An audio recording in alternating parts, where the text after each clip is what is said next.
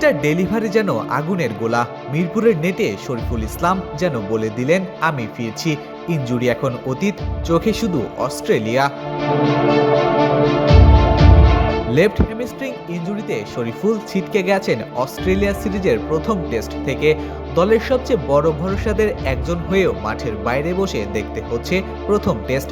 তবে পুনর্বাসনের প্রতিটা ধাপ নিয়ম মেনে পার করে এখন তিনি ফেরার পথে, আর সেই ফেরাটা হচ্ছে পুরনো ছন্দেই।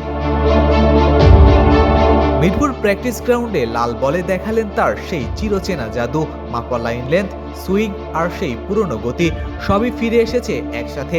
উইকেট ভেজা থাকলেও তা বাধা হয়নি। পুরো রিদমে বোলিং করে বুঝিয়ে দিলেন শরীর আর মন দুটোই তৈরি। প্রতিটা বলে ছিল আত্মবিশ্বাসের ছাপ, যেন প্রমাণ করতে চাইলেন এই বিরতি তাকে দুর্বল করেনি, বরং আরও তৈরি করেছে।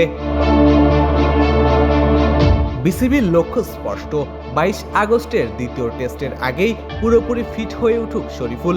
কারণ অস্ট্রেলিয়ার বাউন্সি আর পেস নির্ভর কন্ডিশনে তার গতি, সুইং আর বাউন্স হারানোর সুযোগ নেই টাইগারদের। এই সিরিজের শুরুর আগে স্বপ্ন ছিল নাহিদ রানা, তাসকিন আহমেদ, শরীফুল ইসলাম এই তিন পেসারকে একসাথে ওজি কন্ডিশনে দেখার। কিন্তু বাস্তবতা ভিন্ন হয়ে দাঁড়ালো।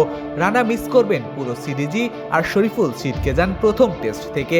ফলে বাংলাদেশের পেস আক্রমণ প্রথম টেস্টে হারাবে তার সাবলীল ভারসাম্য, যার প্রভাব পড়তে পারে পুরো ম্যাচের কৌশলে।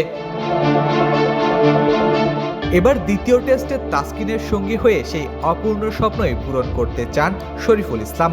মাঠের বাইরে থাকা সময়টা যেন হয়ে উঠেছে ফেরার আগুন, আর সেই আগুনে এবার পুড়তে চলেছে Aussie batting line up. Ishtiaq Ahmed, daily cricket.